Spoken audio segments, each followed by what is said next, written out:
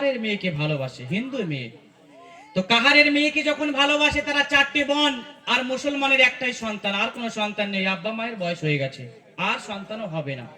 তো দেখা যাচ্ছে ওই কাহারের বাচ্চারা, সেই কাহারের লোকেরা বলছে আমার বাচ্চাকে, আমার সন্তানকে মুসলমান ঘরে দেব না। যখন কথা কাটাকাটি হচ্ছে, তারা অনেক দিন থেকে ভালোবাসে, কি করছে, কিছুদিন পরে দেখা যাচ্ছে একটা আম গাছে মাঠে গিয়ে দুজনায় গলায় দড়ি দিয়ে দিয়েছে। হায় আল্লাহ, মানুষ গ্রাম চুপচাপ। এই দুনিয়াতে বাপ মা কষ্ট করে মানুষ করলো, আর একটা মেয়ের জন্য সামান্য ভালোবাসা মায়ার কারণে ওই আব্বা মাকে পাহাড় পাহাড় কষ্ট চাপিয়ে দিয়ে তুই চলে যাচ্ছিস। তুই ঠিক থাকলি না, আমাদেরকেও ঠিক রেখে গেলি না। আজকে স্বামী স্ত্রীর সঙ্গে ঝামেলা, গলায় দড়ি।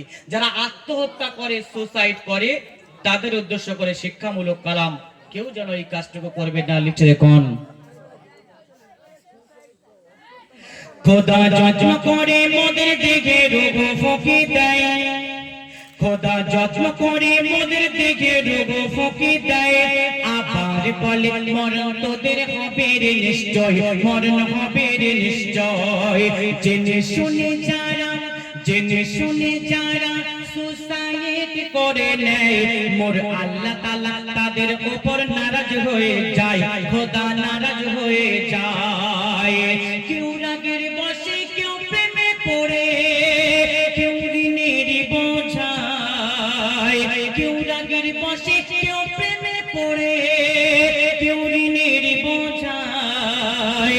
এমন ভাবে যে মরিবে পাবে না রে হায়, এমন ভাবে যে মরিবে পাবে না রে হায়।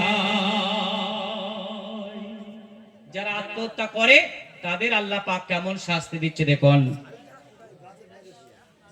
হায়াত মওতের মালিক স্বয়ং মোর খোদা, তবে কেন করছো বলো আত্মহত্যা? এই আত্মহত্যা করা এমন জঘন্য এক পাপ, ওই অপরাধীর গুনাহ খোদা করবে না গো মাপ। যে যেমন ভাবে সুসাইড করিবে, যে যেমন ভাবে সুসাইড করিবে, সে তেমন ভাবে জাহান্নামে জ্বলতে থাকিবে, সে তেমন ভাবে জাহান্নামে জ্বলতে থাকিবে। এই দুনিয়াতে আমরা যারা সুসাইড করি, ভাই একটু ভালো রাখো ভাই, আমরা যারা দুনিয়াতে সুসাইড করি প্রেম ভালোবাসার কারণে, কেন? ওর সঙ্গে আমি 5 বছর ভালোবেসেছি, ওকে না পেলে বাঁচবো না, তার জন্য সুসাইড।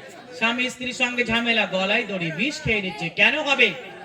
আমরা দুনিয়াতে মানুষ, দেখবেন, ও ভাই গজল ছেড়ে দেবো না তো, মন দিয়ে সব শুনছো না, দেখুন এই শেষ গজল, মন দিয়ে না শোনেন বলেন, আমি চাই প্রত্যেকটা শুনুক, তাহলে চুপচাপ থাকতে হবে, ভালো না লাগলে আনবেন না, কোনো সমস্যা নেই ভাইরা। আজকে দেখবেন এই দুনিয়ার বুকে এমন কেন হচ্ছে? আমরা যারা আত্মহত্যা করি তাদেরকে কি করা হয়? তাদেরকে হসপিটালে, নার্সিংহোমে সরকারি পুলিশ প্রশাসন নিয়ে যায়, নিয়ে পেটটাকে ফেড়ে দেয়, দুনিয়ায় দেখিয়ে দিচ্ছে। তাদেরকে জানাজা করতে যায় না, কেউ গোসল করাতে যায় না। আমি আরাবুল ইসলাম আমার জীবনে আমি 3টে মানুষকে, এমন আত্মহত্যা মানুষকে গোসল করিয়েছি, কেউ করে না তা কি করবে? আমি বলি আমার যাই হবে আমি যাই, অনেকে ভয়তে যায় না, যদি তাকে ধরে নেয়, কুসংস্কার কত সব নেয়।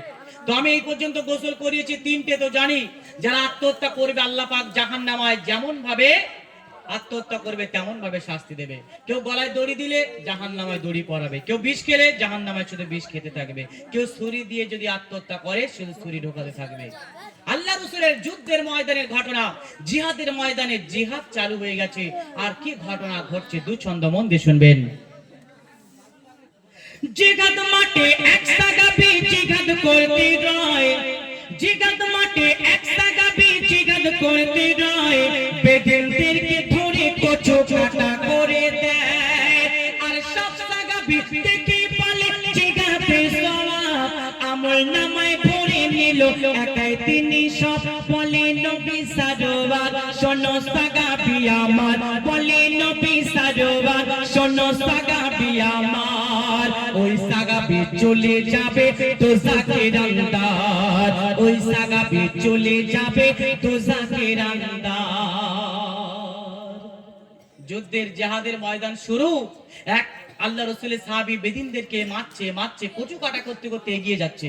সব সাহাবী পিছনে দাঁড়িয়ে বলছে, ইয়া রাসূলুল্লাহ, ইয়া হাবিব আল্লাহ, তোমার ওই সাহাবী দেখো ভালো কাজ করছে আর নেকিগুলো সব একাই ধরে নিচ্ছে। আমার রসুল সেই সময় বলছে, না, আমার ওই সাহাবী জাহান্নামে চলে যাবে। তখন সবার চেহারা লাল হয়ে গেছে। কেন? ও তো ভালো কাজ করছে, ও কেন জাহান্নামে যাবে? বলে, একটু করে তাকিয়ে দেখো কি ঘটনা ঘটে। শেষ কথায় বলছে, দেখুন, এক সাহাবী নবীর কথার কারণ জানতে চায়, এক সাহাবী নবীর কথার কারণ জানতে চায়।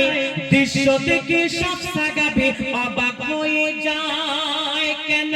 যে সাহাবী করেছিল দিনের জিহাদ, হঠাৎ এক কাফের এসে কেটে নিল হাত। কাটার জ্বালা যন্ত্রণা তিনি সইতে পারল না, কাটার জ্বালা যন্ত্রণা তিনি সইতে পারল না। নিজের পেটে ঢুকিয়ে নিল তলোয়ার খানা, নিজের পেটে ঢুকিয়ে নিল তলোয়ার খানা। খোদা যত্ন করে মোদের দিকে দ্রোহ ফুঁকে দেয়। আবার বলে, মরণ তোদের হবে রে নিশ্চয়, মরণ হবে রে নিশ্চয়। জেনে শুনে যারা সুসাইড করে নেয়, মোর আল্লাহ তাআলা তাদের উপর নারাজ হয়ে যায়, খোদা নারাজ হয়ে যায়। কেউ রাগের বশে, কেউ প্রেমে পড়ে, কেউ ঋণের বোঝায়, এমন ভাবে যে মরিবে পাবে না রে হায়। যুদ্ধের ময়দান শুরু, সবাই দেখছে। আমার রসুল বলছে, দেখো তাকে কি হয়। কি হয়? যে সাহাবী মারতে ছিল বেদিনদেরকে, পিছন দিয়ে ওই সাহাবীর এক বেদিন এসে ওই সাহাবীর ডান হাতটুকু কেটে নিয়েছে। ডান হাত যখন কেটে নিয়েছে, জমিনে লুটুপুটি খেলছে, সবাই দাঁড়িয়ে দাঁড়িয়ে দেখছে।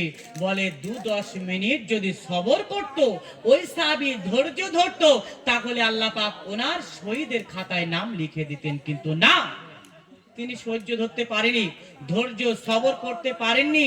জ্বালা যন্ত্রণা না সহ্য করতে পেরে নিজের তলোয়ার দাঁড় করিয়ে ওই তলোয়ারে গিয়ে ঝাঁপ দিয়ে দিলেন। আমার রসুল বলছে, দেখো আত্মহত্যার খাতায় নাম লিখে দিয়েছে।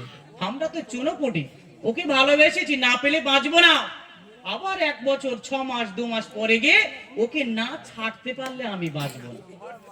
এমন হচ্ছে। তো যাই হোক, পরবর্তী শিল্পীর কণ্ঠে শুনবেন। আমরা ইতিপূর্বে আমাদের গজল এখানে শেষ করলাম। আমার মা বোনদেরকে আমি অনেক বড় বড় হয়তো কথা বলতে পারি, তবে সবই বোঝানোর মতো শিক্ষার কথা। ছন্দের মাধ্যমে আমার ভাইরা, আমার কমিটি ভাইরা যদি ভুল কিছু বলে থাকি আমাকে ক্ষমা করে দেবেন। আর গজল ভালো লাগলে এমডি আরাবুল ইসলাম ইউটিউব নাচ চ্যানেল আছে, সবাই ফলো করবেন। আর যদি ভালো লাগে আবার আমাকে বলবেন, আসবো, কোনো সমস্যা নেই। তবে যে কবারই যদি নিয়ে আসেন, যেখানেই যাই, সবাই আমার জন্য দোয়া করবেন, আমি যেন সারা জীবন এমন গজল করে যেতে পারি। অনুষ্ঠান তাতে আমার দাওয়াত আল্লাহ দেবে, না হয় না দেবে, কোনো সমস্যা নেই। আমার আল্লাহ পাক অনেক বিজনেস দিয়ে রেখেছে। তো সবাই ভালো থাকবেন আমার কমিটি ভাইরা।